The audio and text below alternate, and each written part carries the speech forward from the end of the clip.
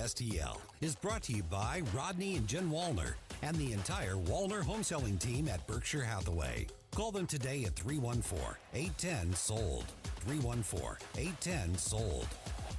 Is diabetes keeping you from enjoying life's special moments? At US Med, we understand the challenges you face, and we're here to help. With US Med, I can finally manage my diabetes without it managing me. US Med offers a wide range of services to simplify your diabetes care. Personalized care plans, convenient access to cutting-edge diabetes tech, and knowledgeable support. Plus, we'll check your insurance so your diabetes care may be covered at little or no cost to you. With US Med, I feel confident and control of my diabetes. I can finally live my life to the fullest. Don't let diabetes hold you back. Choose US Med and experience better birthdays, better adventures, better anniversaries, and better everything. Call now. US Med. Better service, better care. 800-515-2380.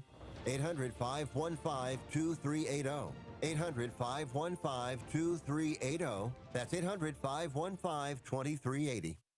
Looking for an underwater adventure or a scaly new friend? Dive into Tropical World Pets on Watson Road. For 32 years, this family-owned wonderland has been St. Louis's go-to destination for all things aquatic and reptilian. With over 7,000 square feet of aquariums, we're home to the area's largest selection of freshwater fish, including rare cichlids you won't find anywhere else. But that's not all. We've got tarantulas, snakes, and lizards galore. Tropical World Pets, 314-849-4020, or visit twpstl.com.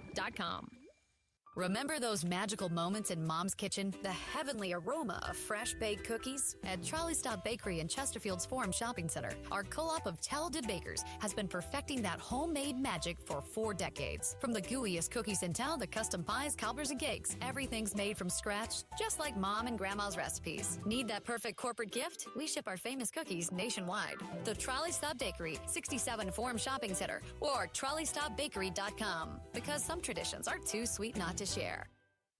Hey, it's Susie Moore for Window World. Did you know that in just a little over 20 years, Window World of St. Louis has improved the look and thermal efficiency for over 80,000 customers in St. Louis? Plus, Window World windows come with a lifetime warranty that covers all parts, glass breakage, and labor. And now, Window World is offering 36 months, same as cash financing with approved credit. Call them today at 800-NEW-WINDOWS for a free in-home, no-pressure estimate. That's Window World at 800-NEW-WINDOWS. They are the preferred window of the St. Louis Blues. From the Michaels Flooring Outlet Weather Center. I'm meteorologist Leah Hill with your first alert forecast. Today is gorgeous. We're looking at a high temperature near record territory. Forecast high of 79 degrees, but the record for today is only 80, and that was set back in 1925. So at the very least, we could hit that record. Mostly sunny skies. We do get some more cloud cover building in tomorrow. A low temperature of 62 degrees, looking at a forecast high in the afternoon of 82. It does get a bit stormy Tuesday night into early Wednesday. This hour of Colombo Company brought to you by Gutter Pros. Water goes where we tell it. Call 314-656-7195 or visit them at gutterpros.com.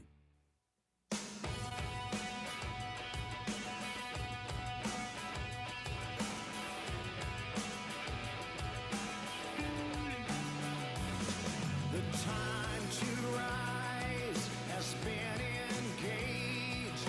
We're better, best to rearrange. I'm talking here to me alone. I listen to the finest work song. The finest hour. The finest hour. Hello and welcome to Monday afternoon, the beginning of a new week here on Colombo and Company on 101.9 94.1 News Talk STL. I am Tony Colombo in studio with producer Ashlyn. Looks like this week going to be another very, very busy one, so we'll keep you up to speed every step of the way. Got the latest information coming out of the Middle East and the situation with Iran. Iran has announced their new leader, which was just the Ayatollah's son, which is a person that Donald Trump had already said he was not going to be supportive of. So we'll get you the latest there. Going to have a press conference. We're going to get an update from the president a little bit later on this afternoon. I think 4:30 our time here in St. Louis. So that will be during the Tim Jones and Chris Arp show. I'm sure they will be all over that for whatever new information we learn from Donald Trump. We've got things happening in the Senate. We've got things happening with executive orders. We've got things happening in the courts. So we've got a lot to talk about as we go through the day and start this busy week. Got help on the way as well to help us unpack all of this information. And a little less than an hour from now, almost exactly an hour from now, just after 3 o'clock, as we do every Monday afternoon, just after 3 o'clock, we're going to talk to our AI big tech expert, Mike McClary from Intervine. Always great to talk with Mike, and there's always the regular news cycle is already enough to try to keep up with, keep you up to speed on. Things are happening so quickly with the development of AI technology and products and things like that. It's, all we can do to keep up with everything happening in that industry every Monday when we talk to Mike. So there's always great stuff to be learned whenever we talk to Mike McClary from Intervine. Before that, in this 2 o'clock hour, in just a little more than a half an hour from now, we're going to talk to Paul Curtman from PR Curtman Investments. Speaking of every Monday afternoon, we talk to Paul every Monday afternoon because we want to get a check at the beginning of each and every week on the markets and the economy and things like that. There's another debate about oil prices happening right now that I'm going to bring up when we are talking to Paul. See if that has any impact on what is happening with the economy as we start this week. And also joining us on the line right now to kick off this busy week with us, again, as he does every Monday afternoon, Gabe Phifer, News Talk STL contributor, former co-host of Mike Ferguson in the Morning. Gabe's on the line with us now. And Gabe, we just never know what we're going to get. Every other day of the week, you've already got your feet under you. You kind of understand what's happening in the news. But starting the show on Mondays, you just never know what you're going to get, especially these days, and another busy weekend has happened. So I appreciate your time as always. Absolutely. Happy Monday, my friend. It's definitely like a box of chocolates, isn't it? Yeah, absolutely, for sure. So just really quick on the announcement from the president today, just so everybody can keep their eyes on the clock. And, of course, make sure you keep it right here. As I said, Tim and Chris will be all over this. The president announced today that he will hold a news conference at 5:30 p.m. local time in Miami, Florida, before returning to Washington, D.C. later this evening. So 5:30 in Miami will be 4:30 here. And that's only if you remember to flip your clocks forward. Otherwise, it's going to be 3. No, I'm kidding. I do love the clocks moving forward. A little weird. Yeah, right? So that'll be 4:30 our time. Trump posted on Truth Social that he will speak from a ballroom at the Trump National Doral Golf Course. Quote, many important meetings and phone calls taking place today while I am at Trump National Doral in Miami. That's part of the quote, in Miami. Additionally, I will be going to Speaker Mike Johnson's, and then parenthetically, who's doing a fantastic job, exclamation point. Okay. Fundraising event at 4 p.m. Very Trumpish. Yeah, and a fundraising event at 4 p.m. And then prior to leaving for D.C., I will hold a news conference from a Doral ballroom at approximately 5:30 p.m. Thank you for your attention to this matter. So at 4 o'clock their time there in Florida, he's heading to this Mike Johnson fundraising event, who is doing a fantastic job.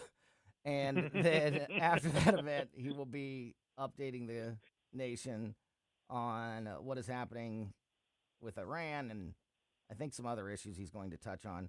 The president did not elaborate on what he would specifically be addressing during the news conference, though there is high public interest, of course, in Operation Epic Fury, and the funding of the U.S. Department of Homeland Security.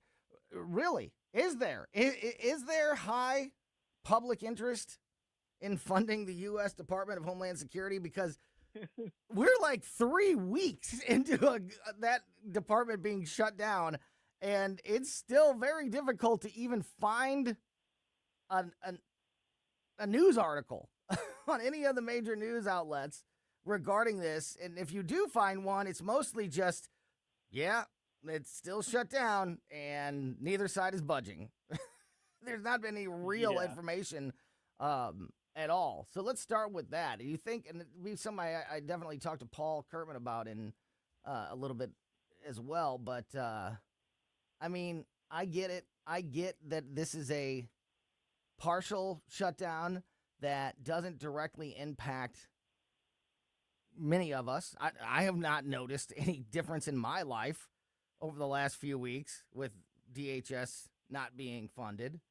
But that doesn't mean that it can just linger and never be addressed. It is starting to cause problems at airports with TSA being impacted. Also, border control not getting paid. So that's always that's a concern. The Coast Guard is also not getting paid. So, this can't last forever, Gabe. I understand why it's not necessarily everybody's top priority, but we got to get to it at some point, and I just don't see anybody showing any motivation to do so. What do you think about this shutdown and the possibility of it ending anytime soon? Yeah, I think this is going to be one of the weirder sort of shutdown fights because, like you said, there isn't much public interest in what's actually happening here. I mean, even if you look back at the previous shutdown, I don't think the public was really in it. We kind of didn't care. We weren't really being affected by it. In which case, it's kind of like, well, what are we even doing here? Now, there are obviously functions that the federal government serves that it's not going to be very apparent to most of us at day to day. It's not as though, okay, I can't get my Social Security benefits or anything like that. It's more like, yeah, well, the Coast Guard is just operating without pay right now. There's going to be impacts into what they can do. Like you said, the Border Patrol. Those are very important functions for the government to pursue. And if they are impacted negatively, we're not going to feel it necessarily today, but we may feel it later. And I don't. This is more emblematic to me of the fact that our budgetary house is in complete disorder. The fact that we can do any sort of shutdown, be it a partial or even the full one that we saw not too long ago, all of this is garbage. We need a balanced budget amendment. Yeah, absolutely. And you make such a great point about how, if it doesn't impact day-to-day lives, it's not going to get the attention of, the rank and file American citizen. And that's why my prediction will be that this will start to really get in the news because, and this has already started, so I'm cheating a little bit because I'm already seeing what's happening here, but I think it's going to get much worse in the next couple days and certainly in the next week or two. Spring break and people traveling for spring break and needing the airlines and needing to get down to Florida and to get down to Texas and get down to all these places where they want to party. And when the spring breakers can't get to their beach, they're going to have something to say about it. And that will be when those lines at the airport are stretched out the door, down the highway like they were that one time. Which is already starting to happen. It seems a little early for spring break, but I think some of the I think like this, we're in spring break season at the very beginning of it for some schools. So that's already starting to happen. And as soon as, that will be the real world impact, not Border Patrol's not being paid or a branch of the military not being paid, the Coast Guard. I can't get to the beach. And that's a problem. That will be where you start to see some public outcry, I think, regarding this issue. But again, just maybe that will bring it back into the news. But I don't know that it will bring it. I don't know that it will bring us any closer to an agreement because, as I've said over and over and over again about this shutdown and the shutdown before this one and the shutdown before that one, Republicans, they can't. There's nowhere for them to go. The idea of negotiations continue, which we keep hearing, the two sides are still negotiating. There's nothing to negotiate as far as I'm concerned. There's nothing to Yeah. negotiate. There's not. If Republicans give in at all on defunding ICE or allowing some kind of government oversight on new avenues of oversight over ICE, which is something that the left has been pushing for, then that, to me, that's a massive fail that they can't afford to suffer in a year like this with the midterm elections coming up. So I we'll see, but so far they've stayed strong and said all the right things. But history tells us, Gabe, that the Republicans will cave in the end. How do you see this all playing out? You have a gut feeling? 90% of the requests that the Democrats are making are pretty untenable, and I do not want the Republicans to compromise at all on. I think the 1% thing that we might be able to agree on is, I think the agents need body cams. Yeah, and that's more to protect the agents than than that's the good. morons. Yeah, agents and people and transparency. Absolutely, body cams should be required everywhere, but they want so much more than that. But yeah, they want way more. I think inevitably the Republicans have always been the ones to compromise, and that's why the Overton window, the government lurching back and forth, has always kind of tended to go left. All of those things are because of compromising on our part, and I think we should just stop doing it. Yeah. Just don't compromise anymore. Just as much as you can, run roughshod over the left, because we can't afford to keep moving in that direction.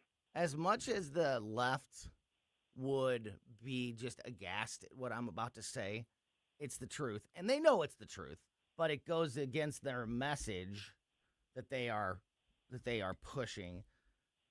If the Republicans do cave in any way in these negotiations, it's only going to get even more people killed in these protests, because what it will do is it will show the left and lunatics like Keith Ellison and Jacob Fry and these other, and Ilhan Omar at the top of the list, that inciting violence and whipping people up into a frenzy, an anti-police frenzy, worked, because they'll have gotten what they wanted, or at least part of what they wanted, if the Republicans cave.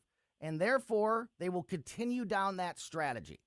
And, they, of course, what they would tell you is that that's the craziest thing that they could ever hear, because it's it's the ICE agents that are out there killing innocent people in the streets, which is a wild assessment, but we've heard it over and over again.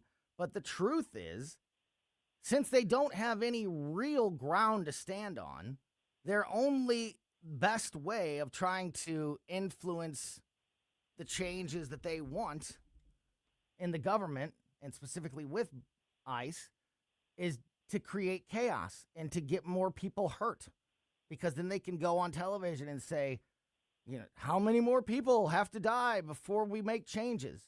And they're the ones that are behind it. And they will, and if they get what they want, it won't get better. It will get worse, because they'll feel the momentum, and they'll say, all right, now let's push down on the accelerator. We've got to put a stop to it.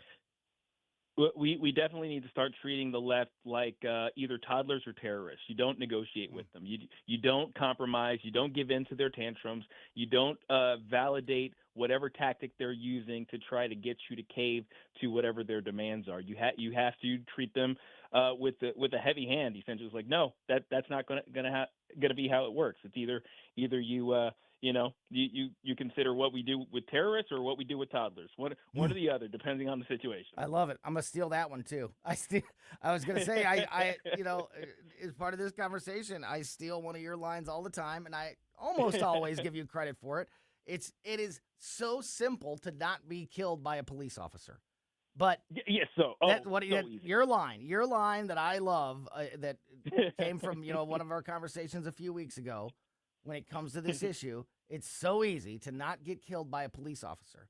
But these people that have been, they've just been whipped into a frenzy by the left, and they've been told that this is the right thing to do, to go confront police officers in a angry, violent fashion, and it gets people hurt and gets people killed, and they want more of that because it's their only way to try to get what they want, because the truth and the facts and the real safety of the country, none of that is on their side of the argument. So they've got to create chaos in order to try to accomplish what they want. And if the Republicans cave in on these negotiations, then they're just going to be feeding into that in a big, big way. Talking to Gabe Phifer. Talking to Gabe Phifer, the smartest person I know, rocket scientist, musician, radio host, social media personality, and also on that list is church leader. And I heard a conversation, I was listening to Jamie Allman's show just a little bit ago earlier this afternoon, and Jamie was talking about, you know, pastors, religious leaders that are political, getting political from the pulpit. And I wanted to talk to Gabe about that and about the role that church has in politics, if any.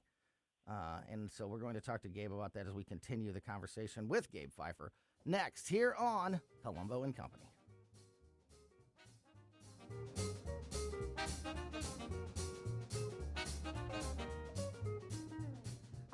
Made in St. Louis for St. Louis. It's News Talk STL. News, analysis, opinion. It almost seems common sense, but, you know, alas, common sense isn't so common these days. News Talk STL. So last week, the Colombo family double dipped in relying on the Weber Chevrolet service departments and taking care of our vehicles. Both my daughter's car and my truck had to go in for some maintenance last week, and it was just a perfect reminder of just how awesome the service department is at Weber Chevrolet. And you guys hear me talk all the time. To me, it's that. It's the way that they take care of you and that vehicle for the entire time that you own it that sets Weber apart from the rest. That's why you see the huge customer service rankings and reputation scores. They've been number one when it comes to Chevy dealers and GM dealers in the Midwest for years.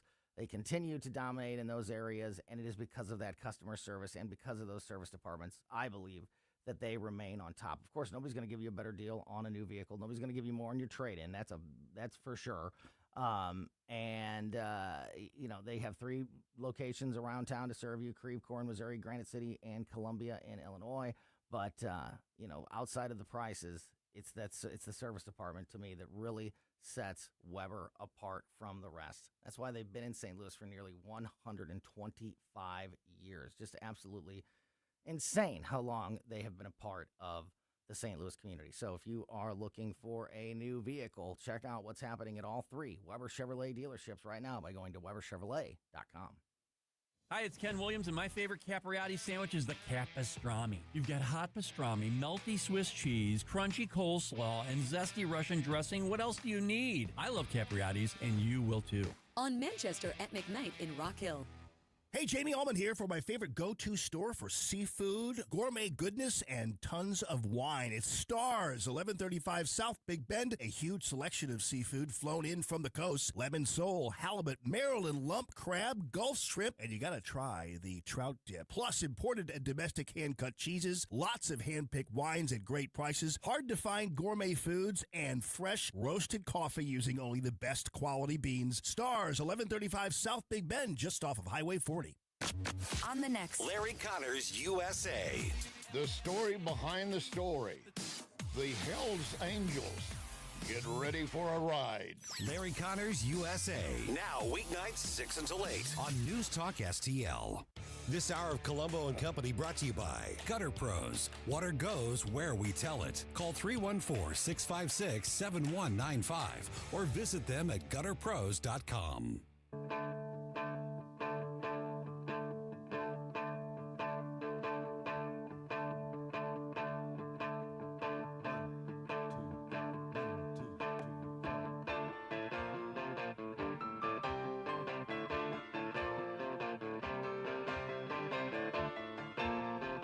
Welcome back to Colombo Company on 101.9 News Talk STL. Tony Colombo here in studio. Gabe Phifer on the line with us. And as I mentioned, along with his long resume of being a rocket scientist and a radio host and a social media personality and a musician. And am I missing anything besides church leader, Gabe? No, I think you kind of covered it. But by the way, speaking of a musician, I happened to run into Perry while I was out and about. Hey! And he said he invited me to rehearsal. I'm not sure I'll be able to make it, though. Oh, that would be great. It would be great if you could stop by rehearsal this Thursday night. That'd be awesome. And yeah, just quick reminder about that.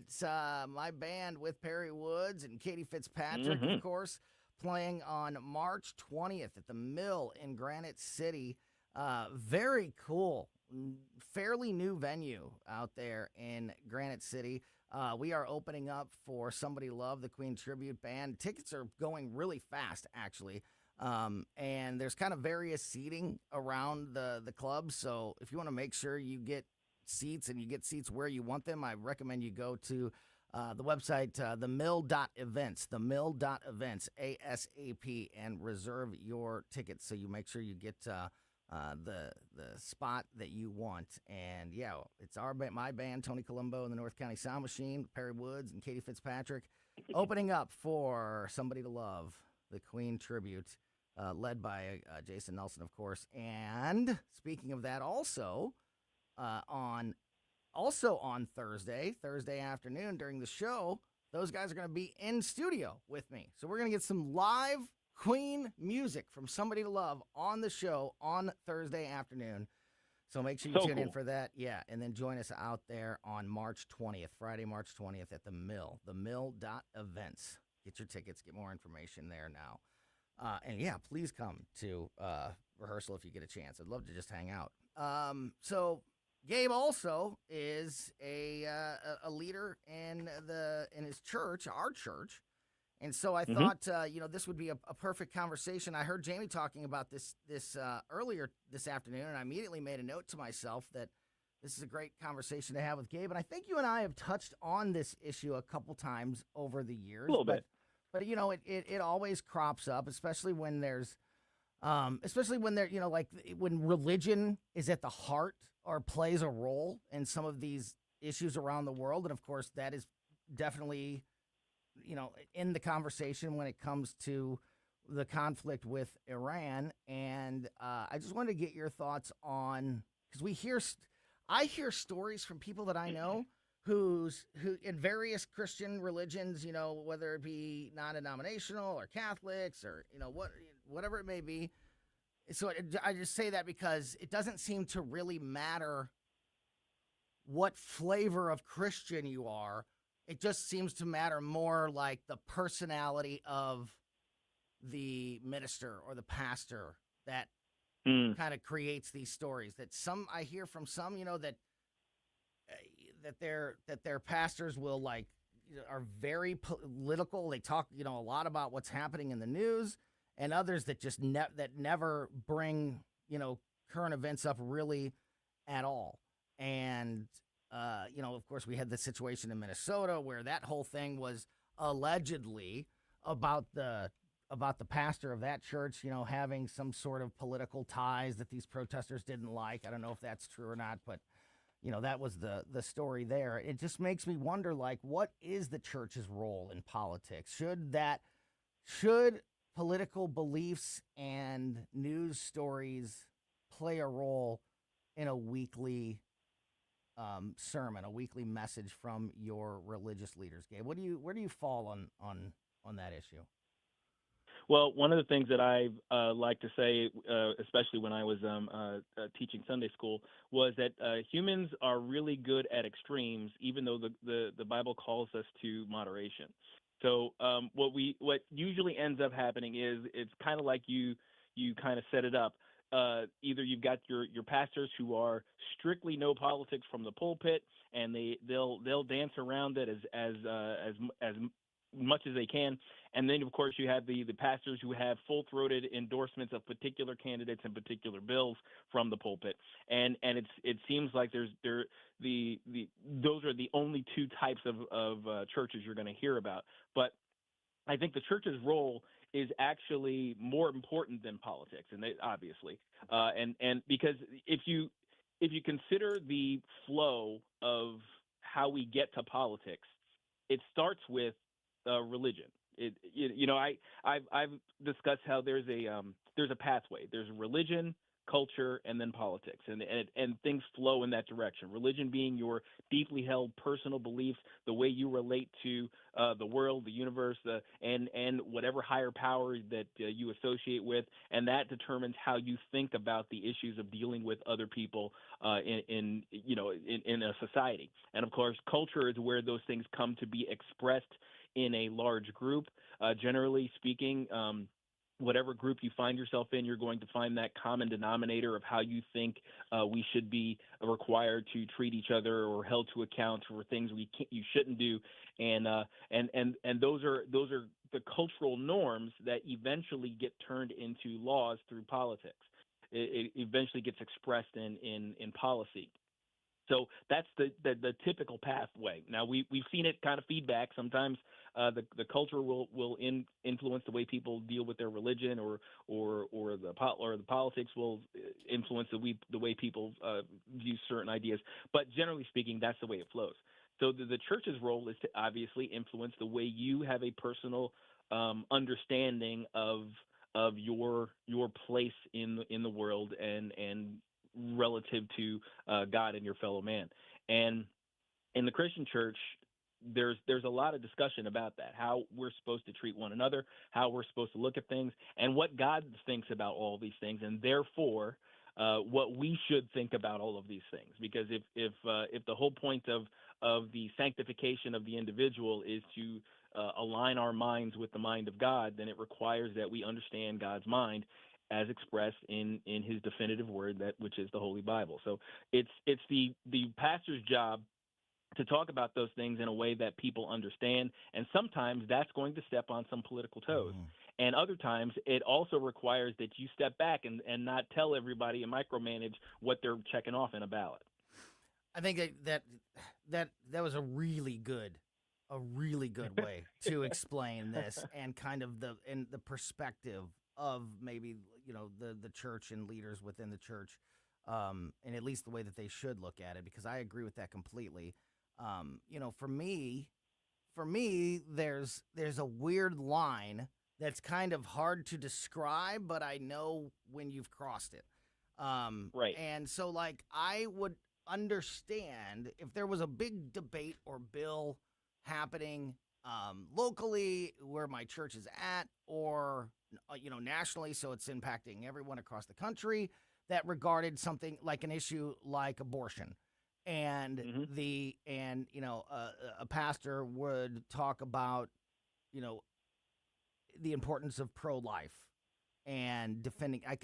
That makes sense. Even though I'm personally a pro-choice person, we're not going to get into all that right now with very heavy restrictions. I'm a pro-choice. I believe in pro-choice, but but that would not offend me in any way to hear, my pastor or a church leader from the pulpit. Now, there's also a difference between a church leader doing an interview or, appearing somewhere outside the church in a discussion.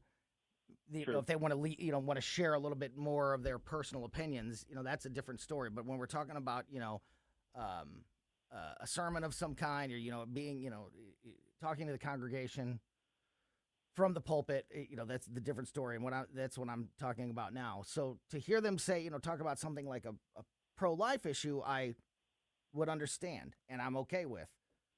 What I'm not okay with is going up there and saying, boy, this Donald Trump is an idiot, and if you voted for him, you're an idiot, and we've got to vote these people out of office. And I would feel that way, and I would feel that same way about Biden. Even though I would agree that Joe Biden's an idiot, needs to be voted out. Right. That's not what I want to hear. That would bother me to hear. So, I don't mean to be wishy-washy personally on this, But I think that there's a difference there. So I think there's some nuance to politics in church and when they're appropriate and when they're not. And that would be an example of one that is and one that isn't. And, there's other issues that are maybe a little bit closer to that gray area. Is there a general consensus, among the religious sect, especially when it comes to religious leaders? Is there a general consensus on whether it's okay to tell people how to vote or what, to talk politics, or is it really just, depending on the pastor, depending on the minister that you're talking to, whether or not, what answer you're going to get about its appropriateness? Well, honestly, because there are so many denominations and they run their churches in so many different ways, it can vary pretty wildly depending on which church you happen to be passing on the block. In Missouri, because you're gonna in a typical 15-minute drive in any Missouri area, you're going to pass about 6 churches, and each of them is going to approach this issue differently. But at least from our perspective, I can kind of speak for the other gentleman on the elders board at our church. Endorsements are a hard line. You don't endorse from the pulpit. You don't tell people exactly how to vote. Now, if you are going to be speaking about an issue that is of imminent political importance, some sort of a municipal ballot or a national ballot topic, like you said, like some abortion thing, something like that, we're going to speak on the topic, itself. It's like, hey, look, this is the stance that we have based on our understanding of God's desire for humanity expressed through the Bible. Yeah. Here's what we say about this. So in your discussions as you're talking about these things, this is how we're interpreting what's in the Bible about said subject. And do with that information as you will, and which is pretty much the same as with every other issue. It's this is what God says about it. Now conduct your life, with that understanding. I've told you. Now it's up to you to decide how you're going to live. So that's generally speaking how I think we desire to approach those. Yeah, those that's issues. great, and I would endorse that process and that thinking wholeheartedly. However, we do see, other, you always hear stories about things getting a little deeper on some of these issues. On both sides of the aisle, by the way. It's not like a one-side thing. There are individuals who will basically have a Sunday morning rally for a particular candidate or a particular issue that's on the ballot, and they'll say, if you vote this way or if you don't vote this way, then you either are or not a Christian, depending on the issue. So, all of that stuff. I think that's beyond the pale. I think that's not what God intended in terms of the purpose of the church, which is to educate and equip the saints to do His work on earth. So, Yeah, great stuff. Gabe Phifer, former co-host of Mike Ferguson in the Morning, News Talk STL contributor, who you can hear with us every Monday afternoon here on Colombo and Company. Great conversation as always, my friend. Hope to see you at band practice. That'd be a lot of fun. And if not, I'll talk to you again soon. Yeah, you bet, dude. Really appreciate it. Talk soon. Absolutely. God bless. Yeah, back at you, buddy. Gabe Phifer there. And we are going to keep the conversation rolling. It's Monday afternoon, which means we need to get that start of the week. Check on the economy and on the markets. We've got, of course, the conflict in Iran. We have got oil prices making big headlines today. How are all of these issues impacting the markets as we start this week? We're going to find out when we talk to Paul Curtman from PR Curtman Investments next. For podcast articles and more, find us on newstalkstl.com. If you have a phone, you have a radio. Wherever I'm at, home, car, wherever. Download the all-new News Talk STL app. If you have a phone, you have a radio. Just a convenience on the phone. Streaming live on the mobile app. Love the new app. And listen anytime, everywhere. Anywhere. Concerned about the condition of your windows driving up your energy bills? I was too. It's only called STL Windows and Doors. Call today for your free in-home estimate and start saving tomorrow. 314-277-5952 or stlwindowsanddoors.com. This year, America turns 250, and News Talk STL is celebrating our nation's semi-quincentennial all year long. News Talk STL, #1 for live and local Soros-free talk, with proud supporters of our 250th birthday celebration.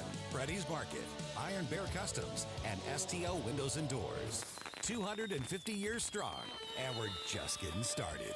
1019 and 94.1 News Talk STL. Connor Roofing. You can count on Connor. Connor Roofing is now a 2-time winner of the National Best of the Best Award for customer satisfaction for roofing, storm damage restoration, siding, gutters, both residential and commercial. Please visit ConnorRoofing.com for an estimate. And remember, you can count on Connor. Paul Curtman's Financial Update is brought to you by PR Curtman Investments, providing customized strategic guidance to help you build and protect your wealth. Learn more at prcurtman.com.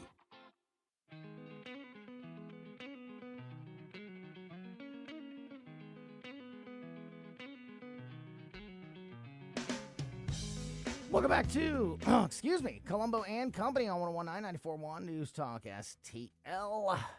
Tony Colombo here in studio. Just had a great conversation with Gabe Phifer, and now we have our buddy Paul Curtman from PR Curtman Investments on the line with us, as we do every Monday, to kick off the week with a check on the markets and the economy. And Paul, as always, really appreciate your time, my friend. Uh-oh. Paul, are you there? Can you hear me? Yes, there you are. I was going to say, we There just we talked go. to him at the break.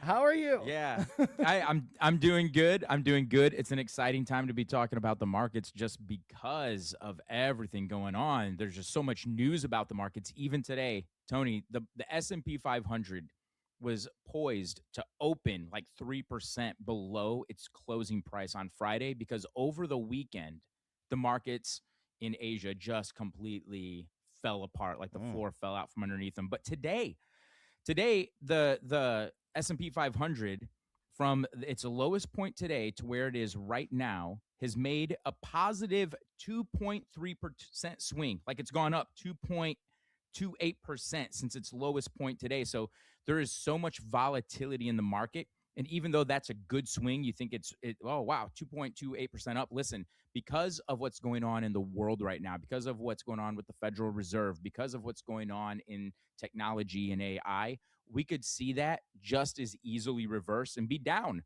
2% the next day. So there's a lot of volatility because there's so many moving parts to what's going on the world stage right now. Okay, so just from what you just said, I just wrote down 3 questions.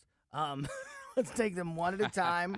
And, understanding that we kind of got to get the Cliff Notes version of the answer for the sake of time. And I know that, that these issues have a lot more nuance and they are a lot deeper than we, necessarily have time to dig into. But let's start with what you mentioned about over the weekend and the markets in Asia and what impacted the opening today. What happened? Was there one reason, or was it a host of reasons that caused that collapse in Asia and to get us off to a poor week here? Well, one of the reasons for sure just has to do with what's going on in Iran. So when Iran decides to close the Straits of Hormuz, and when you consider the fact that as much as 20% of the world's oil supply moves through the Straits of Hormuz, those countries, especially those countries in Asia that are so dependent on the flow of oil, like many countries are, right? But not all countries have deep reserves like the U.S., for example. And so all that does is it creates an environment of more insecurity and uncertainty about what the future holds.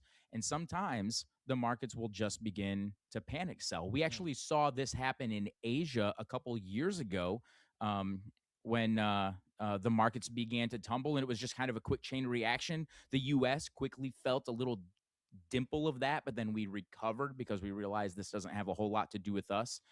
But that's what happened in Asia. But I think one of the reasons why the market is going up today is not because it doesn't have anything to do with us. It certainly does, everything that's going on in Iran. I think one of the reasons is because the G7 is meeting and they're talking about how to stabilize the price of oil. So that brings a lot of certainty back to the table. And so I think that you're seeing the global markets now begin to respond positively, that some of these world leaders, some of these biggest economies in the world are actually having a conversation about how to make sure this doesn't get out of hand in terms of the price of oil. That sort of answers question number 2 perfectly. So that was great, because the question number 2 was what happened today to turn things around, at least partially.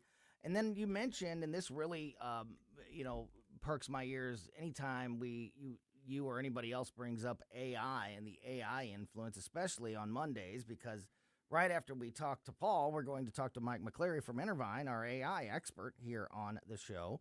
And you and I, Paul, have talked a lot about AI and its influence and its impact and its how, as we move forward in time, how that impact and influence is going to only grow when it comes to economic issues, but just life issues. So AI is not going anywhere. You mentioned that it's such a roller coaster and things can change so quickly. And you mentioned as AI, being one of those factors. What is the latest, if there is anything specifically, or if there's, what is the sort of latest AI issues that are impacting the markets and the economy right now? Well, that is such a really good question that I'm going to speak just for a minute, not based off of a research report that I read. I'm going to speak just based off of my observation of market history going back, 2 or 3 decades here. Yeah. So when the internet first became a thing and it started finding its way into homes across the U.S., remember when AOL used to send out those CDs in the mail? And you could put them in your computer and you're like, wow, we just got 10 free hours of internet. And you had the dial up. Mm-hmm. Well, that was in a time when the internet was just really changing every day, and the way it was changing the world was playing out in front of us every single day. And so we saw bubbles come and bubbles go. Well, when you're talking about AI, it's kind of like that, but it's different. And I think a lot of investors and institutional investors have learned some of these lessons in the tech sector from the past, like what we saw when the internet and the dot-com bubble, first started to manifest. I think right now, people see artificial intelligence as the next great industrial revolution. But the thing is because it's artificial intelligence and the speed at which it changes and innovates, now it's in even changing itself. Like it's filling in, it's identifying its own gaps and beginning to fill them. And so I think that we're going to see AI just continue to innovate faster than any other technology that we've ever had yet on the face of this planet. And because of that, I think that the markets are always going to be volatile around AI. But then as AI find its place in certain sectors and help certain sectors accomplish things or innovate in ways that help make them more stable, I think we'll start to see how AI is actually helping stabilize other sectors. But the volatility in AI itself is going to be around for a while.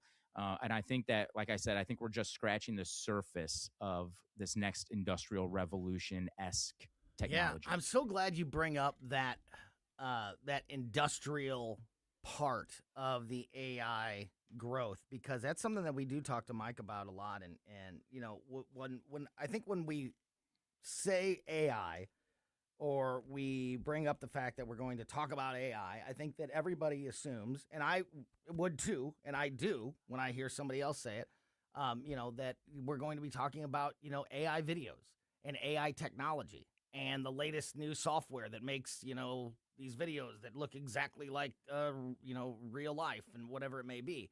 But there's another side to AI that's so massively important, and that is that with all of this new technology and this new software, something has to power it. And what we have right now is insufficient when it comes to enough power to keep up with these massive advancements in the AI technology. So power plants and, all these construction jobs and all of these power plants and all of these, things this infrastructure has to be built around the country to support this AI revolution, and that's a really good thing when it comes to jobs.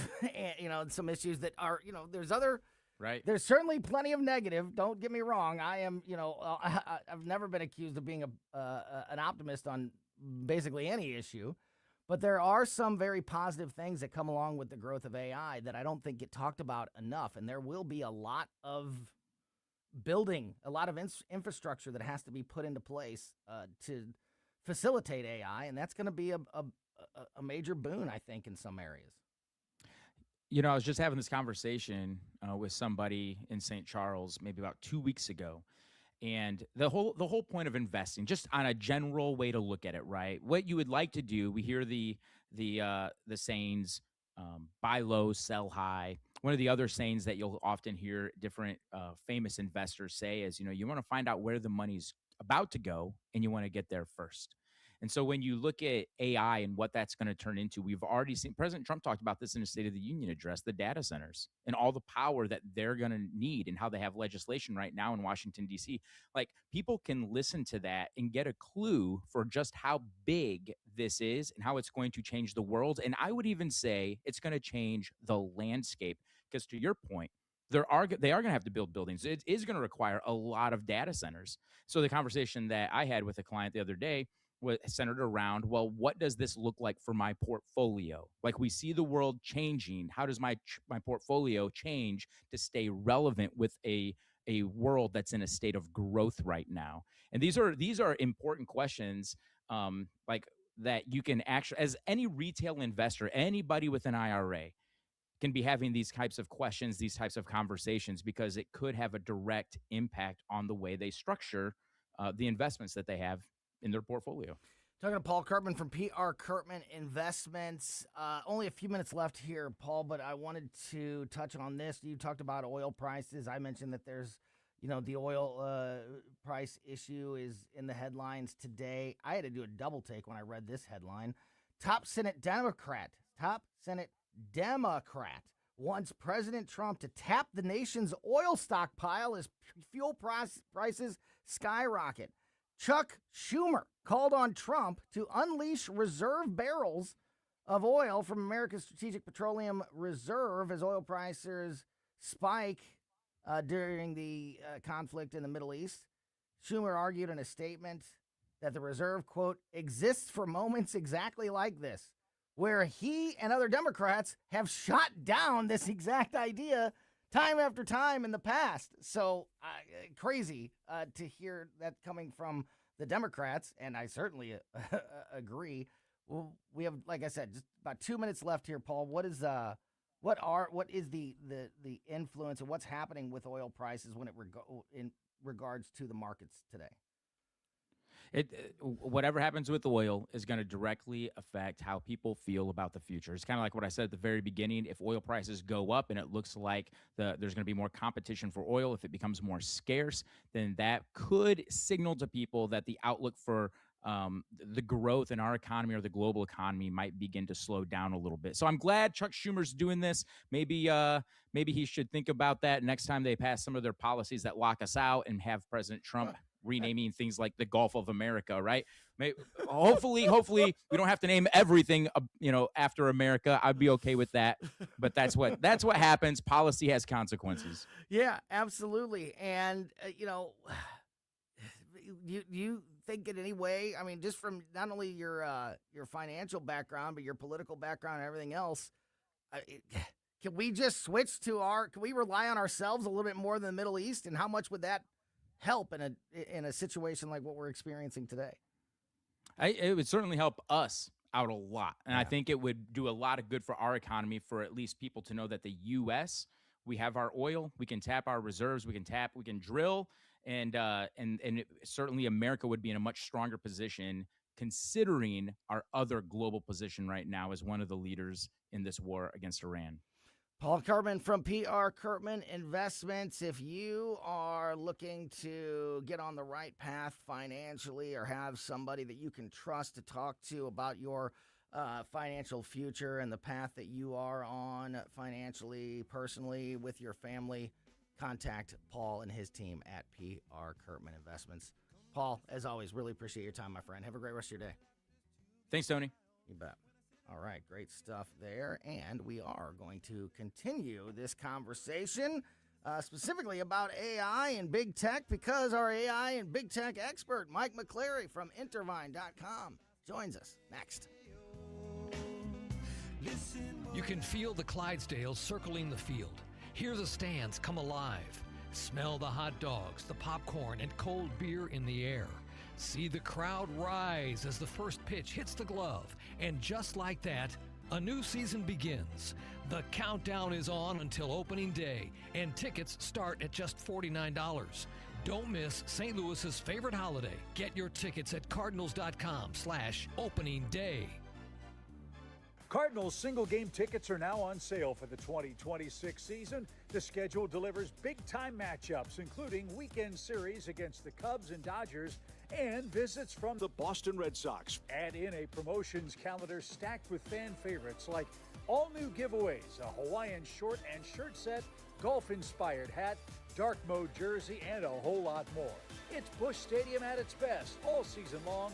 Lock in your seats today at Cardinals.com.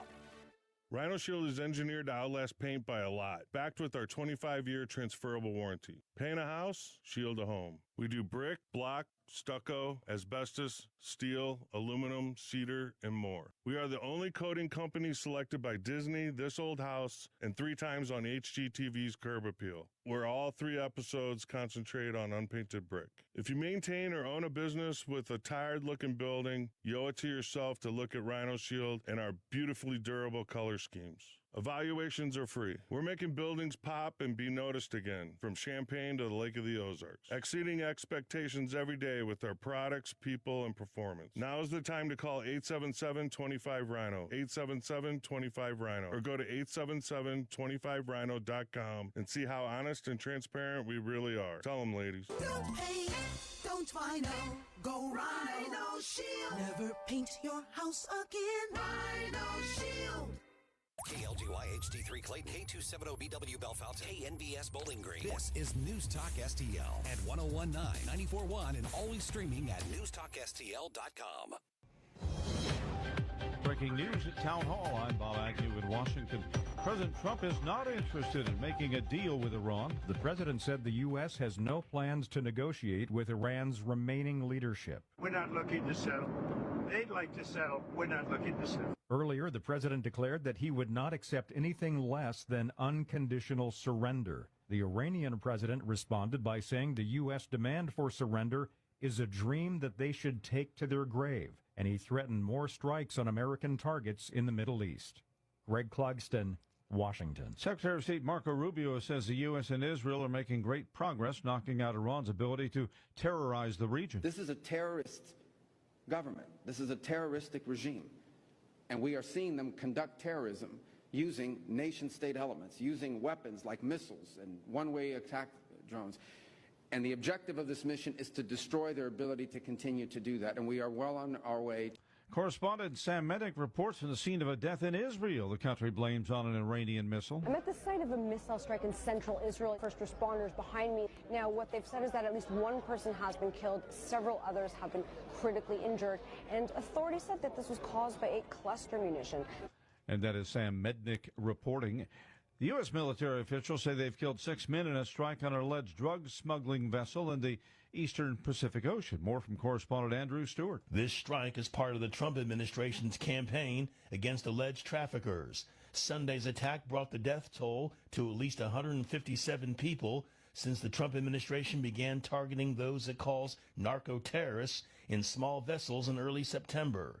U.S. Southern Command says it targeted alleged traffickers along known smuggling routes.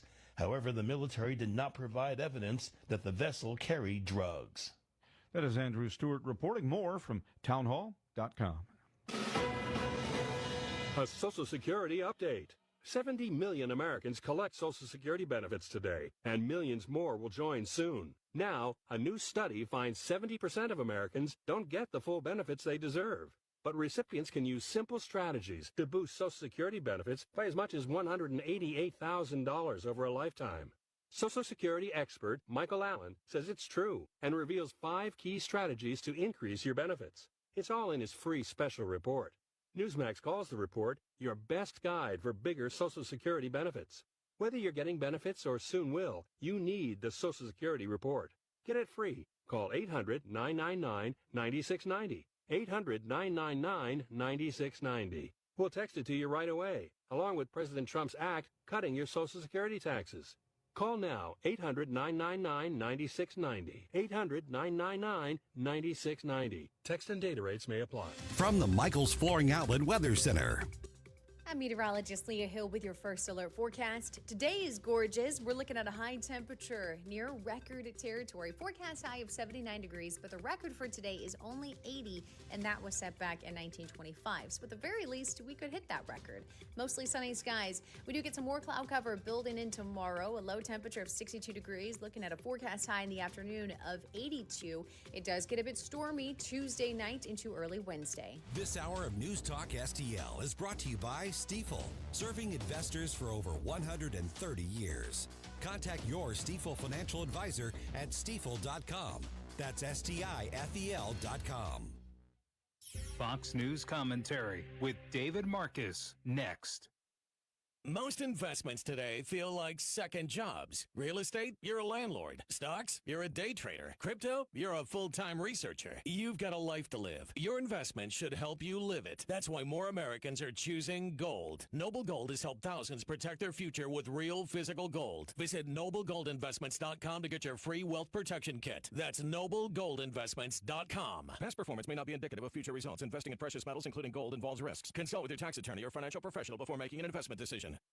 Here's David Marcus. Langone Medical Center, a New York City giant in the healthcare industry, has announced it will stop providing surgery and hormone treatments for children confused about their gender. This comes after years of the medical establishment insisting that surgery on minors is very rare and needed only in extreme cases. The American people were never given a rational explanation for how suddenly men could become women, because there isn't one. Credentialed experts just declared it, and to question it made one a bigot. If, as the medical establishment insists, transgender medical treatment for kids is so rare as to not be an issue, then there should be no problem in ending the programs and finding better treatment options until a child reaches maturity. The left's argument isn't about what makes sense or even what's best for children. This is really about affirming the delusions of adults who want the whole world to play pretend with them. Saving kids from medical procedures based on delusions is a great first step. For more commentary like this, go to foxnewspodcast.com. I think you're a little confused. News, analysis, opinion. I've got something to say and I can't hold it any longer. 101.9 and 94.1. You won't hear the truth anywhere but here. News Talk STL. News Talk STL.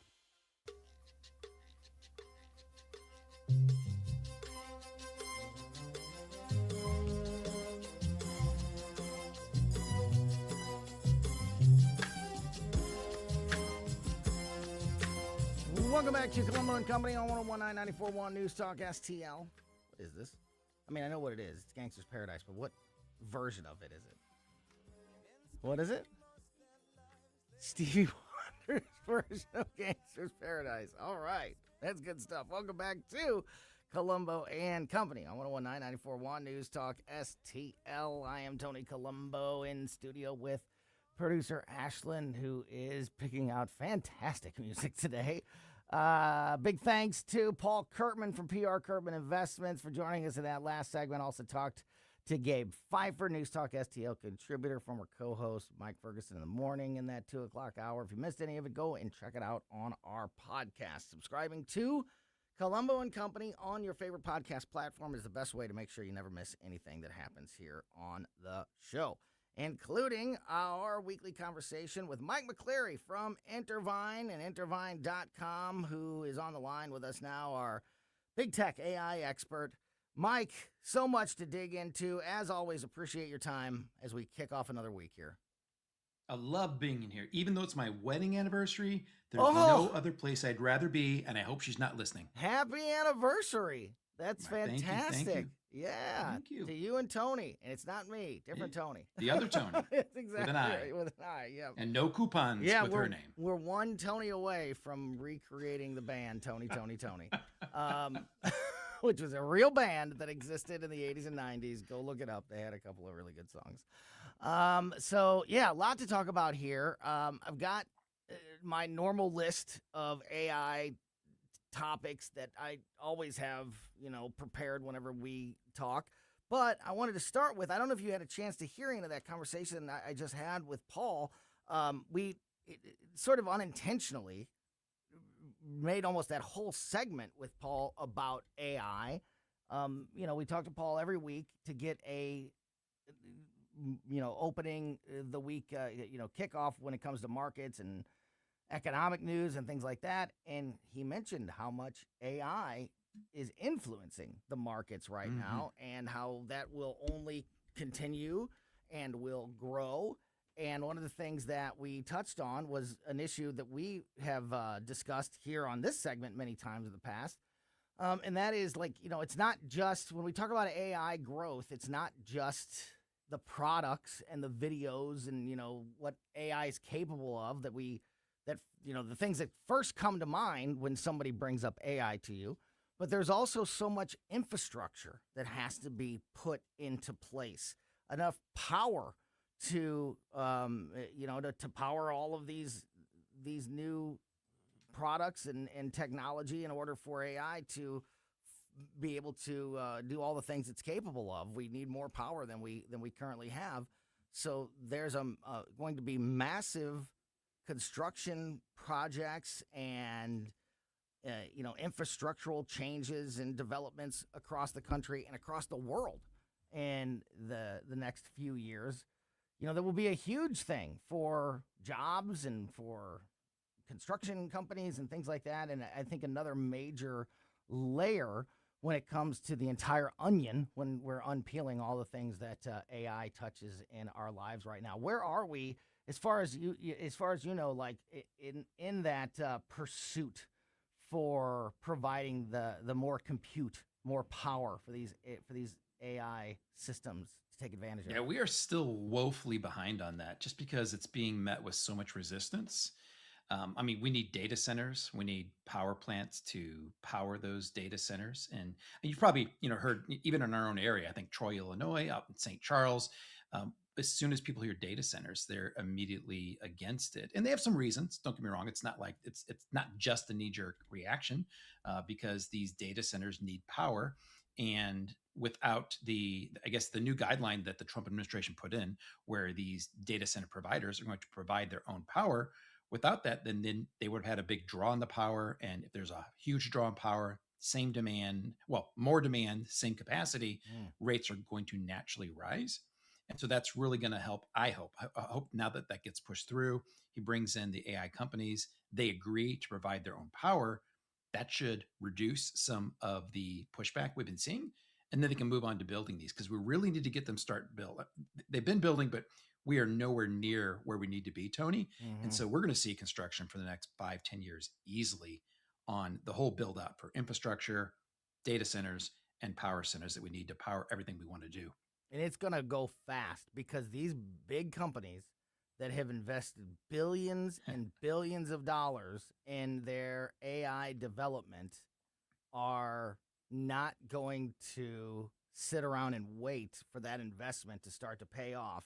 And it can't pay off until those power plants and all of those systems are in place. So this is something that's going to happen quickly in the next, as you mentioned, in the next several years.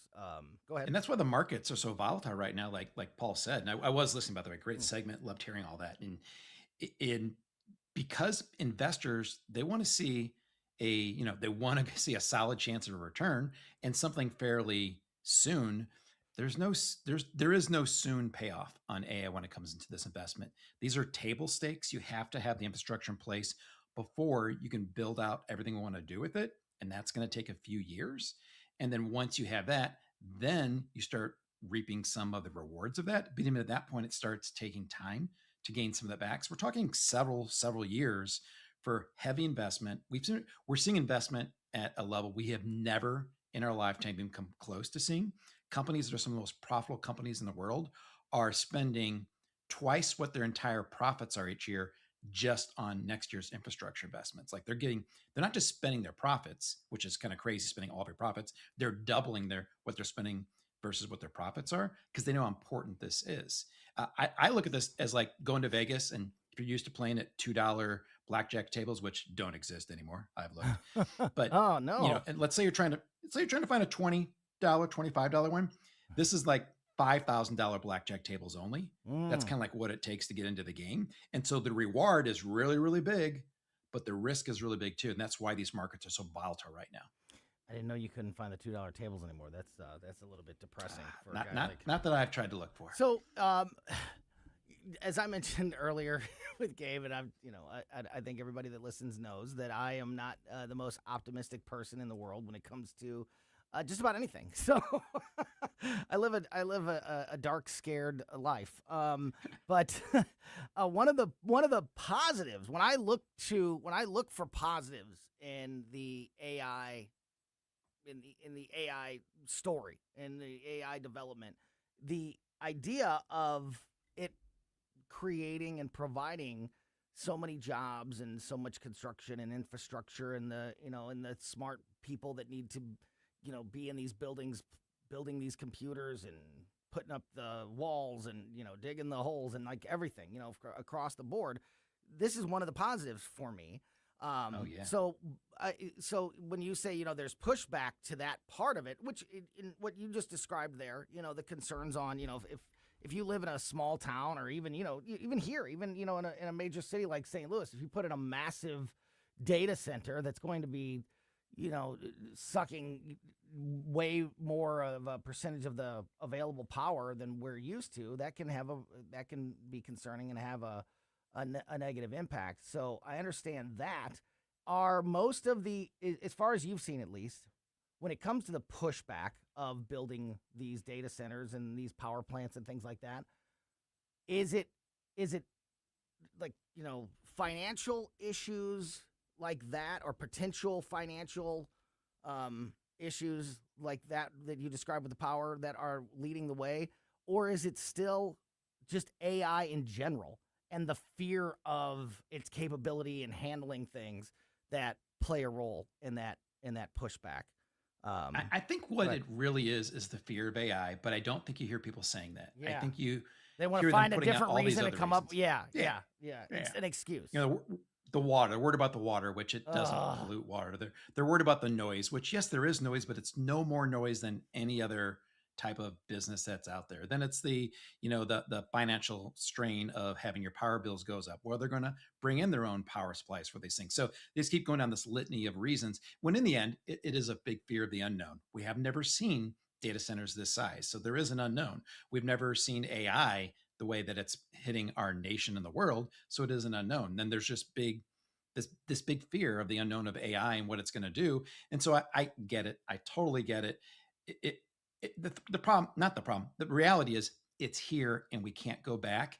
And if we all focus as good as we can on the positive and try to restrain it the best we can, doesn't mean we're out of the woods completely, but it gives us a much better chance of making it much more good for us on the ROI side of this than if something terrible goes wrong. I think we kind of need to get over the initial fear, and then we got to go all in, keep our finger on the pulse so we know that it doesn't go off the rails, and then start really focusing on the benefit, because there's a ton of beneficial things we didn't even get into, like improvements in medical and healthcare, improvements in weather, trying to forecast the weather, improvements and all types of things, earthquakes. I mean, there's all kinds of things we can get out of AI to help us, but we got to get over that initial fear, not completely, but at least the initial part of it, so we can start moving forward and focusing on the positive things. The water thing just makes me so mad. It's so stupid. And so I just hate it. And, the lesson, if you don't understand your history, you'll never understand the future. Like it's such a perfect example here, because we've been through all this with the water. Mm-hmm. It's the same argument that people had about nuclear power plants that use cooling. It's basically the same thing, using the water as a cooling agent. That's it. And so whenever I hear people say, it's almost always one of the first questions I get if I talk, somebody, out in my real life about this segment with you, Mike. Anytime I'm talking about AI and how I say, every Monday we talk AI with Mike McClary, one of the first things I always get is, what about the water thing? What does Mike think about the water thing?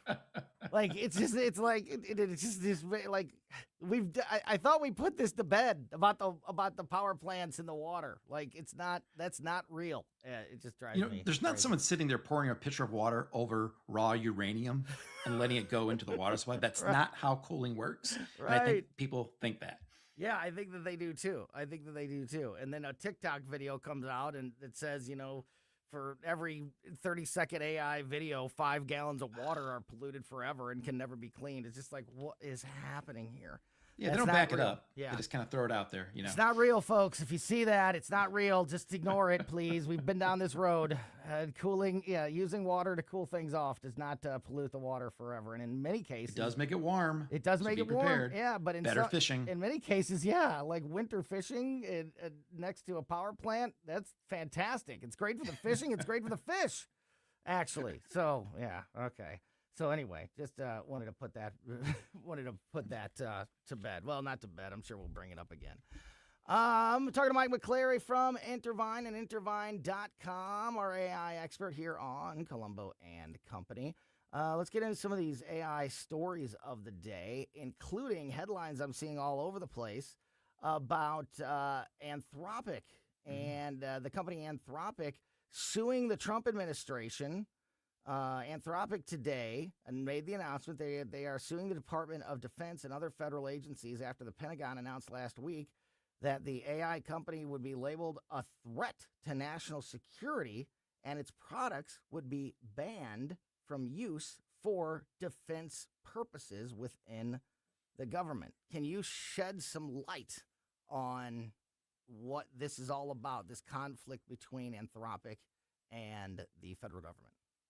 Yeah, so what's been happening now for a while now, like for probably talking 6-12 months, AI has been used in the government. It's already been there. They've been using it in a lot of our military. They've had their own specific military AI tools that have been used for a long time now.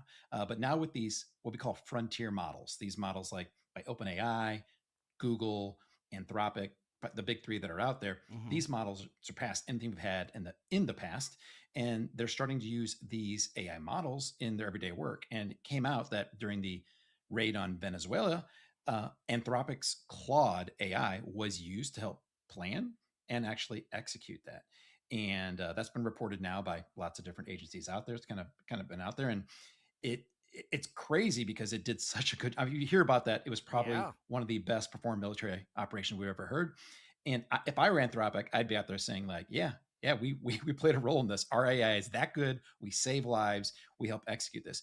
But to their credit or discredit, however you look at it, they of course are concerned about their AI being used for military purposes. Not that it can't be, but when it comes to any type of surveillance on domestic people inside the United States, and also on any type of completely autonomous weapons. If you just have an AI that makes that final decision to pull a trigger, they don't want that, or at least they want to have a lot more say in that. And so from what I've heard, they've brought those concerns up to the Department of War. They don't like having any kind of constraints on that. And so after these negotiations, after several weeks, they kind of broke down. And so they, I don't know if it was Hegseth or whoever else, and they're kind of said, okay, we're not going to use Claude anymore in our department, and you're out, and we're going to use someone else's AI in here. And they, very quickly, within a day or two, had negotiated a deal with OpenAI, makers of ChatGPT, to use theirs throughout the government. XAI, Elon Musk's AI is already being used as well. Gemini is being used as well. But they told Anthropic, you're out of here. And then what they did, and here's what I think is happening here. What they did is they claimed that it is now, they can't be used. They said there's a name where they give it some kind of like, it's classified as a banned tool that like an enemy state, basically. Yeah. And so no one can use it. A threat to our security. Yep, that's which it's not that. I think this is the Trump administration doing what he does all the time. He goes to the extreme. Part of his negotiation is go to the furthest extreme, and then that way, every single way that you negotiate down from there is a win. And so I think they're kind of saying this like, hey, we'll play ball, but you just can't say carte blanche that we have to go through you for every single decision on how we're using it, if we feel like we're using it for lawful purposes. So I imagine they'll win this lawsuit, or at least the Department of War will withdraw it. They'll come back in, they'll be used, but they'll have some constraints because OpenAI, who did get a contract, they got every single detail that Anthropic wanted. They got the ability to not actually use AI for completely autonomous weapons. They got it put into the contract that it will not be used to survey domestic people in the United States. Like all those things they gave to OpenAI. So I think it was kind of a way that they negotiated. Yeah. They came in like with a negotiation stance, not a, hey, you can't do this without going through us from this. That's kind of how Anthropic did it. Yeah, and that's a great job of explaining that, by the way, because there's, you see these headlines and trying to make sense of what is at the heart of the issue is sometimes very difficult to do. And I think you did a great job of explaining it there. And I personally, I have, both sides make me shake my head in at times in this argument. I agree with you about the Trump administration. It's not they label it Anthropic a threat. It's not a threat. I do understand the federal government's saying, like, we're not going to use your systems anymore if we can't use them for what we need them for. I don't know how they can also do the same with ChatGPT, but maybe they're going to use the OpenAI software for, other issues, and they're going to rely on Google and Gemini or Elon Musk and Grok for some of the other military systems, because I know while it may sound at first, because this is such a new issue, looking through the AI lens of things, to me, it breaks down to any other product. And you and I have talked about this exact issue on this show and this segment in the past.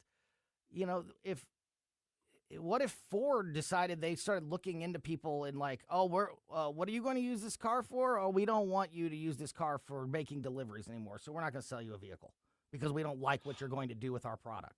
And, like that, I don't like that. I don't like that at all. If we buy the product, your product is AI. It's created to think and solve problems and be applied to issues. Now, I don't think it should be, if somebody's using AI to plan a bank robbery or a murder, then yeah, that's a crime, and the person who's doing that should be charged, convicted, and punished for their crimes. But and I think we have that law already. Exactly, I'm not sure. I need to check. Exactly.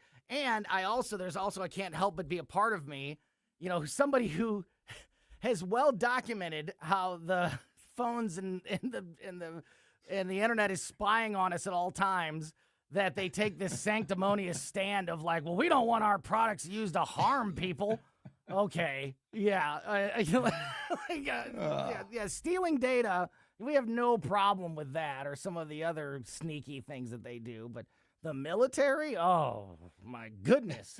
We can't have that. So, yeah, Trump labeling Anthropic as a threat makes me roll my eyes, but then the argument, by the company also makes me roll my eyes. But this whole issue is a big example, I think, of the various debates and hurdles and decisions that we have to make about AI and what's okay and what's not okay and what needs to be regulated and what doesn't need to be regulated. Because I think it's a new world. Yeah, there's lots of issues that we don't even you can't even anticipate, are going to create a conflict or something that needs to be worked out until it's happening. I mean, wait for it, Tony. But imagine when robotics come into play here. Oh. If a big robotics firm comes in and starts making some really good robotics, just like Iron Fist King, then and they say, you know what, we only want them. I don't know. We only want them cooking. Yeah. Or something like that. Yeah, right. Yeah. I don't think they'll get a contract. No, that's a great point. And in fact, it's a perfect lead-in to the next issue that I wanted to talk about, which is physical AI. There's a new headline out, a new story out about physical AI is having its moment and everyone wants a piece of it. So I want to bring that up as we continue the conversation. Mike McClary is going to stick around with us for another segment. We're going to continue the conversation about AI and big tech. Also, don't forget about Intervine.com. That's Mike's company, local business, family-owned business that makes the best flashlights, lanterns, and headlamps on the market. I was using twice over the weekend I used Intervine products. You're so connected with AI in my brain. Intervine products for one project I was doing in the garage last night, and then my son-in-law had a computer issue. We had to take his computer apart, and we needed, a light to get in there and see what we were doing, and both times went right to the drawer, grabbed my one case, it was the headlamp, the other was a flashlight. Great Intervine products. If you need a reliable flashlight for your home or business, or you need, the heavy-duty tech flashlight or something for camping and things like that, go to Intervine.com, use my name, Tony, and you'll get 25% off everything. Lanterns, headlamps, flashlights, even batteries in all different sizes. My name, Tony, is your promo code. Gets you 25% off at Intervine, INTERVINE.com. We continue the conversation with Mike McClary from Intervine next. To the evils of the world and spending most their lives living in. Follow Tony Colombo on Twitter at Tony Colombo Talk.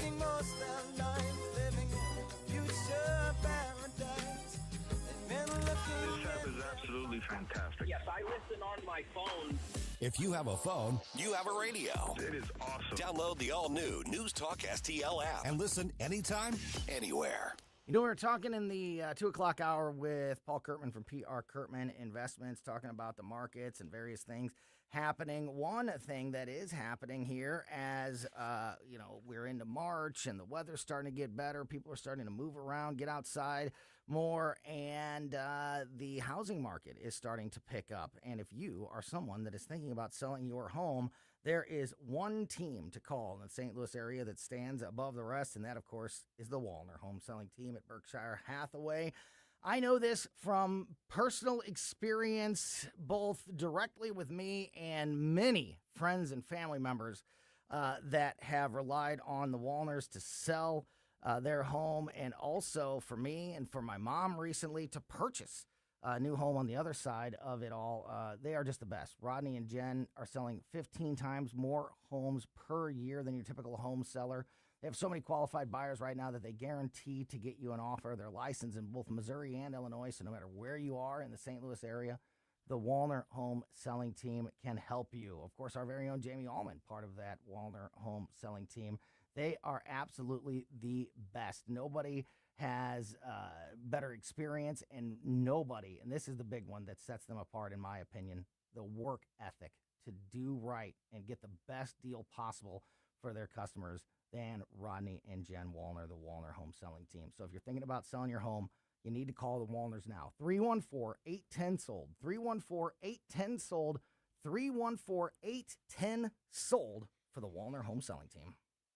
1949, the last time a Republican held the top post in St. Louis City. A gallon of milk was 84 cents, and streetcars ran down Grand Avenue. Unfortunately, St. Louis city streets are no longer the epicenter of family and business life. In the 80 years of Democrat control, our city has been on a steady decline. Hello, Kirk Ilsinger, chairman of the Republican Party for the city of St. Louis, and we believe it is our duty to provide a different path forward. I invite you to our meetings the first Thursday of every month. Learn more at stl-gop.com.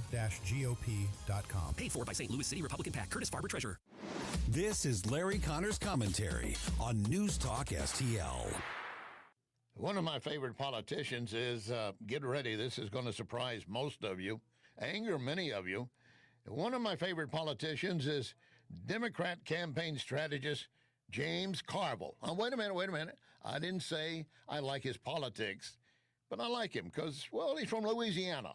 And I do like quoting Carville in my Texas Cajun accent. I'm not a dummy, you'd say. I got Bill Clinton in the White House, I did. He grew up in Cajun land near Baton Rouge, Louisiana. He got involved in politics while in high school. Now, by getting involved, I mean he would run around and tear down campaign signs for candidates he didn't like. Carville did go to college, but admits, I had 56 hours of F's before LSU threw me out. So then he turned to the Marines, became a jarhead. Now, eventually, Carville did return to Knight College and got a law degree. So, in a way, he's kind of like a combination of Louisiana Senator John Kennedy and Foghorn Leghorn, a cartoon character of the 40s. I say, boy, I say, you're as sharp as a bowling ball. You surely are. Get more Larry Connors on Larry Connors USA. Tonight at 6 on News Talk STL. I want to share something with you. Cooking a pizza using coal creates an amazing pizza. Only one place to get it, Napoli Brothers Pizza and Pasta in Chesterfield. Of course, they offer a wide variety of pasta, but you just visit the website napolistl.com, dine in or take out, and get ready for patio season. Napoli Brothers Pizza and Pasta in Chesterfield Valley. Try it. You can thank me later. I'm Dr. TJ, owner of the Institute of Natural Health, co-owner of Optimal Nutraceuticals, and the host of Wellness One. Wellness One is designed to cut through the nonsense and provide you common sense science-based information regarding health and wellness. On the show, we discuss topics like thyroid health, gut health, hormone optimization, and many others. Our show airs Saturdays at 10 a.m. and 2 p.m. and Sundays at 11 a.m. and 3 p.m. right here on Newstalk STL. And you can visit us at inhstl.com. That's inhstl.com. On the next Larry Connors USA. The story behind the story. The Hells Angels. Get ready for a ride. Larry Connors USA. Now weeknights 6 until 8 on News Talk STL.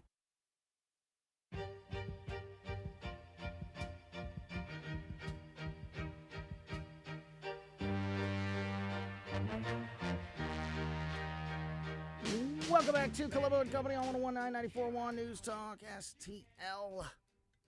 Tony Colombo here in studio. Mike McClary from Intervine and Intervine.com, our big tech AI expert on the line with us. And Mike, we expect, everybody to understand and, start to adopt and use AI products. And you think, are we capable of that as a society? And you think people are smart. They can figure it out, right? And then I see a headline that says 1 in 7 Americans were caught by surprise by daylight saving time. So maybe not. If 1 in 7 can't figure out what the clocks are doing, then I'm not sure. It makes me a little bit worried about the rest of our future. But I guess AI will be switching the clocks for us automatically. Or how about we just get rid of the time change and not even have to worry about it? Amen. You know what? When I do run for president, sometime in 2093, 2094, something like that. Mm-hmm. Yep. Get rid of that. That will be my entire platform. Amen. That'll get my vote. Believe me. You know what? I'll vote for you more than once. So yeah. Well, hopefully we have solved by then. I got you covered on now, that. Will AI robots have a vote though? Because that'll probably be something we'll see coming down the pipe here. Will there be rights for the AI robots? Yeah. And I've seen that Star Trek Next Generation episode. And you know what? The AI won. So tonight will be kind the of first crazy night. how far ahead they were. Yeah, on right. Their shows I back know then. they really were. I know. Absolutely. Tonight will be the first night driving home. Hopefully with some sun in the sky in many months, which will be very, I do love that. Very, very cool. So yeah, if you wonder why you've been behind all day, make sure your clocks are correct. just a quick reminder there. So diving back into the conversation here with Mike McClary from Intervine. In that first segment, talking a lot about the AI infrastructure and the projects and what's going to be built to support all of this and some of the legislation against it. But now I want to kind of switch the conversation to more of I think what people, immediately think of when they think of AI, and that's the products and the chatbots and the videos and, of course, the robots. As I mentioned, physical AI is a term that I'm seeing a lot in the headlines recently, including this one article that I mentioned a moment ago from AI News, which says physical AI is having its moment. And so can you kind of describe what physical AI means? And, I think that's the race, right? I mean, the first company that can give you that AI assistant that can be in your home, doing your housework, doing your chores, assisting with your life, things like that. I mean, that's the holy grail to who can get to that product first and make it affordable and get people buying something like that that's a big race. And I think what we're going to see is it's probably going to be manufacturing that kind of hits the mark first, because we need workers. Yeah. Right now we have so much going on with production, manufacturing. We want to bring back to the United States with doing the build outs for everything. We need workers, but and the reason why we need workers that can work anywhere is because AI robots can work anywhere, and we're talking about robotics kind of when we talk about physical AI. Because in the past, AI has meant something software, AI chatbots, videos, music, whatever it is. The next big stage, and we kind of talked about this, I think, at the beginning of the year, like what do we see come in 2026? It's physical AI, robotics, basically, actually having AI do things for you, not just answering questions, but actually doing things for you. Yeah. And so, and you mentioned we need. That's a great point about it being in not just in your home, but like in businesses, companies using that physical AI, the robotics to do their work is another. That's part of this race, certainly. I'm sorry. It is, and there's still a bit. You may think that we have like a lot of unemployment right now, but the one statistic that always drives me crazy is how many open jobs there are that no one is applying for. And manufacturing is one of those. Almost every single manufacturing company out there right now has job openings because they can't find enough qualified workers. And how are we going to become, again, the manufacturing powerhouse if we don't have enough qualified workers? That's where AI comes in. We've already been supplementing them in factories. Almost every advanced manufacturing facility right now already has robotics in there, AI robotics, these arms and levers, doing things. And so the natural next shift is going to be going to full robotics. And we have companies that are already producing robots that can do things in the manufacturing world. They're not quite there yet, but they're going to be getting there. And this is the year they're making that big push. And unfortunately, there's a dichotomy of who's winning this race. For us here in the US and the West, we're winning, I'd say, the intelligence race, the software race, creating the best frontier AI models and software. But China absolutely has, they have the lead when it comes to manufacturing. Think about the manufacturing power they have over there. They have some really good AI models. They have the best supply chain ever. And they can just ramp out once they have these robotics down where they're working really well. They can absolutely outpace us when it comes to creating robotics. So I think it's one of the things that they are absolutely focusing on, spending tens of billions of dollars just on building out robotic manufacturing plants. Yeah, and talk about our past problems coming home to roost. The reason that they are so far ahead of the game when it comes to manufacturing is because we've allowed them to be. We've allowed that to happen on the world stage, and hopefully this is a wake-up call that changes that and gets a lot of that industry and jobs and manufacturing back here in the United States. But part of this conversation is also so you did a good job there of laying out where the United States is leading the pack, where China may be leading the pack. Is there a company specifically that seems to be ahead of the game when it comes to robotics, or is this a race between all the companies that we've discussed today and throughout the last weeks that are all kind of pointing towards that goal? Yeah, so like when it comes to the U.S., it's a lot of the companies here are the ones that we kind of know about already. Tesla's are a big player in that space. Google is a big player. Google has they have a lab called Google X, which is where they just spend a lot of money coming up with all kinds of crazy ideas that may never go somewhere. Well, they just finally took one of their companies that was out of their Google X labs and turned it into a full-blown company. And it's Intrinsic. Yeah, Intrinsic's the name of it. So there was just like a little project. Now they're like, this is going to become a full-blown division of Google. Now they won't be building physical robots. They're building all the software that controls the physical reality for robots, which is really, really important, really hard to do. But this is going to become a full-blown division of Google now. That's how important they see robotics, an entire part of their company dedicated towards it. There are other players in the US that do have a place in manufacturing. I think Tesla's probably number one. We always think of them just as, either cars or their SpaceX counterpart there. But robotics is a huge part of their business model and what they're looking to do in the future. But we don't have enough of them. I mean, it does kind of scare me. There's such a long build out when it comes to manufacturing as well. Just like we talk about power plants and infrastructure, same thing for manufacturing, same thing for skilled workforce. We just don't have that set up to even compete with China when it comes to building out robotics. So I don't really have a great answer for how we're going to keep up with them when it comes to that. Mike, we have just under 2 minutes left here before we run out of time this week. You want to talk a little bit about AI Photo Studio? Oh, yeah. Yeah. So this has been a passion project of mine. And so as an e-commerce brand owner for Intervine and helping lots of other people out there, the biggest problem we've had is being able to get really good product photos because I can't afford to pay for models. I can't afford to do photo shoots, afford to do all these expensive photo shoots. They can cost anywhere from $3,000 to $10,000. And so as a passion project over the holidays, I started saying, could I use Google's tools to create a photo studio for my own business? And I was able to do it. And it's awesome. The most powerful. Oh, I appreciate that. I really do. The videos, what you've shared with me look incredible. Yeah. And my whole goal is this. I want to make things useful. My whole goal for the whole year is I want to help build useful things for people, what business you're in. And this is my first one. And it's going to be able to take anyone who has a product, brand, whatever. You sell on Etsy, you want to get some great pictures. It allows you to do that very affordably. Also allows you to use real models like you saw. They look like real models. They talk like real models, but they ain't real models. I got to admit, when I showed that video to my wife, she was a little nervous. Like, hey, who's the blonde in this video here? Like, she doesn't exist. I promise. Yep. Is it too early to tell people to go and check it out or look for it anywhere? I mean, you can Google it. If they want to, just go to amazing.com/studio. They can check it out there. They can see it all there and try it for free. You can get a free one. You guys can all check it out too. We have a free one. Anyone can try it out if they want to.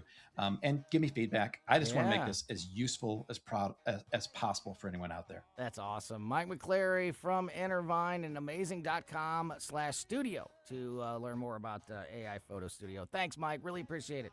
Talk to you again soon. Thanks, guys. Talk soon. All right, O'Reilly next, then Tim and Chris. Public schools like public libraries should be free and open to all. Open enrollment allows parents to choose the school that's the best fit for their children. Maybe another school has a wider curriculum, is bigger or smaller. Maybe a kid is being bullied and would be more comfortable at another school. 75% of parents favor open enrollment. Open enrollment programs now exist in 43 states, and Missouri should join them. Our next-door neighbor, Kansas, has one of the strongest open enrollment policies in the nation. Kansas parents are trusted with choices and options, while Missouri parents must move out of their home to